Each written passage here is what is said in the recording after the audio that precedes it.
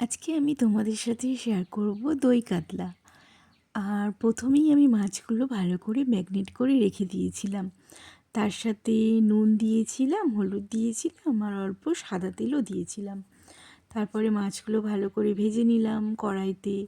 তারপরে ফোড়নে দিয়েছিলাম গোটা গরম মশলা আর শুকনো লঙ্কা।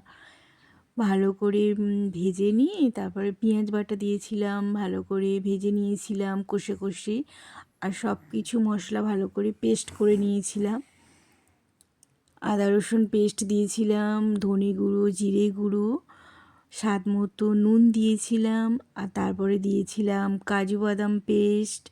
আর লাস্টে ছিল টক দই। টক দইটা দিয়েও ভালো করে কষে নিয়েছিলাম।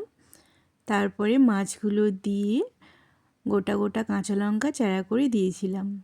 ভালো করে একটু ফুটে যেতে নামিয়ে নিয়েছিলাম। এই ছিল আজকের রেসিপি। তোমাদের কেমন লাগলো অবশ্যই কমেন্ট করে জানিও।